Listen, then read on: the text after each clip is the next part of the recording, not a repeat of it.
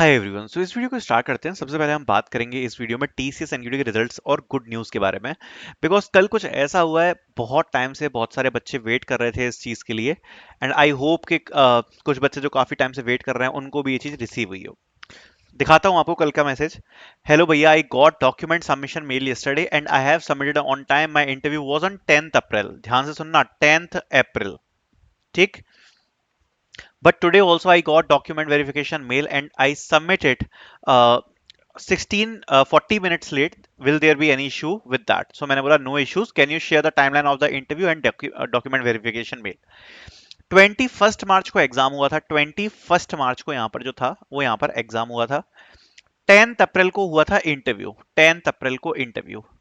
और जो रिजल्ट आया है डॉक्यूमेंट वेरिफिकेशन का वो आया है 11th ऑफ जून को। तो मेरे हिसाब से अभी तक का हाईएस्ट, अभी तक का आप बोल सकते हो हाईएस्ट डेट वाला रिजल्ट है ये।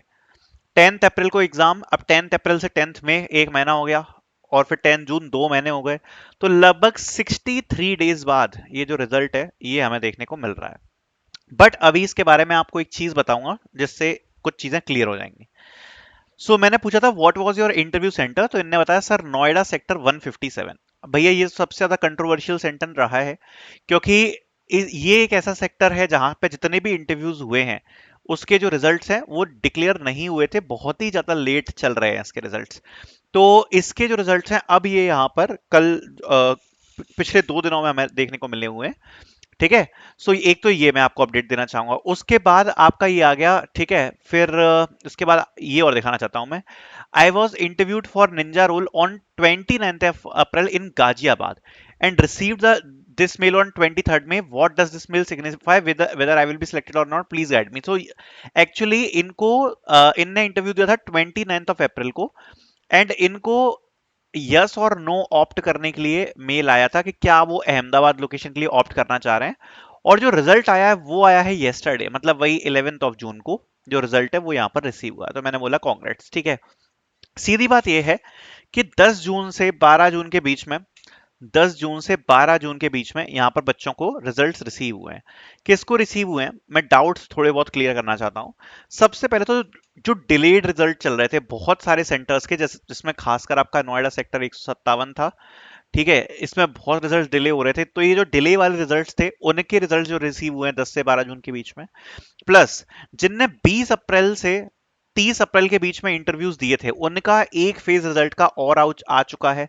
और उनको भी इंटरव्यू रिजल्ट्स जो हैं अभी रिसेंट के टाइम में रिसीव हुए हैं। अभी जैसा मैंने आपको बताया था 29 अप्रैल वाले बच्चे को भी जो रिजल्ट है वो यहाँ पर अभी रिसीव हुआ है जस्ट। फिर आते हैं कुछ बच्चे जिनने 15 मई तक इंटरव्यूज दिए हैं, उनको भी कुछ बच्चों को रिजल्ट्स जो हैं वो अभी रिसेंटली रिसीव हुए हैं 10 जून के आसपास। मतलब सीधी बात यह है कि अभी अगर मैं 10 जून के बारे में बात करूं तो लगभग ओवरऑल एक नया फेज रिजल्ट का रिलीज किया गया, जिसमें एक तो जो डिलेड सेंटर वाले रिजल्ट्स थे जिसमें डिले हो रहा था वो रिलीज करे हैं। 20 से 30 अप्रैल वालों को तो ऑफर लेटर्स आए हैं और रिजल्ट्स भी भेजे हैं। एंड 15 मई तक के थोड़े से नंबर्स कम हैं जिनने 1 से 15 मई के बीच में इंटरव्यू दिया है। अभी उनके और रिजल्ट्स आएंगे, ये बात मैं आपको श्योर कर देता हूं। ठीक है।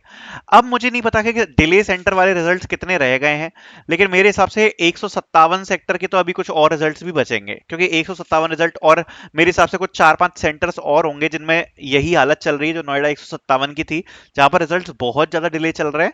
तो उनके रिजल्ट्स तो अभी और आ सकते हैं, बट उसके अलावा जिन बच्चों ने 20 अप्रैल से पहले दिए हैं इंटरव्यूज, उनके रिजल्ट्स मुझे लगता है कि अब बहुत कम चांसेस रहेंगे। थोड़े बहुत ही बच्चे, या तो उनका डिले सेंटर वाला हो, डिले सेंटर वालों के तो आ सकते हैं। ठीक है। बट अगर आपका डिले वाला सेंटर नहीं है, नॉर्मल सेंटर है या थोड़ा सा डिले वाला है, तो थोड़ा सा मुश्किल है। बाकी जिनने फिर 20 अप्रैल के बाद दिए हैं इंटरव्यूज, ठीक है, खासकर 20 से 30, उनके भी आप बोल सकते हो कि लगभग 50-60% रिजल्ट तक डिक्लेयर हो चुके हैं। मेरे हिसाब से एक मेजर फेज और शायद आ सकता है, एक मेजर फेज। ठीक है। तो उनके भी जो रिजल्ट्स हैं वो यहाँ पर एंड हो जाएंगे।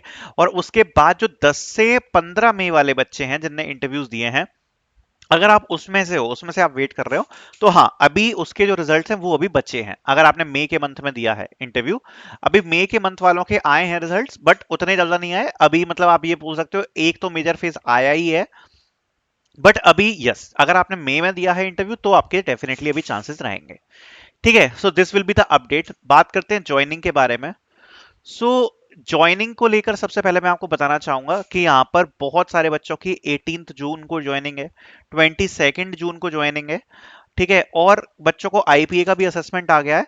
अब जो ज्वाइनिंग होगी मेरे हिसाब से, अब जो मेल्स आने वाले हैं वो आने वाले हैं जुलाई की ज्वाइनिंग्स के, ठीक है। जून के तो बहुत सारे बच्चों की ऑलरेडी ज्वाइनिंग आ चुकी है, बहुत सारे बच्चों को ज्वाइनिंग लेटर आया है। और जिस स्पीड स्पीड से ज्वाइनिंग्स आ रही है ना, मैं आपको एक चीज बता सकता हूं कि जुलाई में one of the highest number को ऑनबोर्ड किया जाएगा। बिकॉज जून में अगर मैं बात करूं तो ऑलरेडी बहुत सारे बच्चों की ज्वाइनिंग्स आई हैं। सो अगर आप 24, 25, 26 बैच से बिलोंग करते हो, जुलाई का मंथ एक ऐसा मंथ होने वाला है जिसमें one of the highest numbers of joining आप देख सकते हो। हाँ, अगर आपके रिजल्ट्स डिले से आए हैं या लेट आए हैं तो शायद आपकी जो ज्वाइनिंग है वो अगस्त तक चली जाए, बट यहाँ पर जुलाई में one of the highest number you can expect as the joining. Okay, so thank you so much for watching the video, and latest जो भी अपडेट था I share with you. Thank you so much for watching.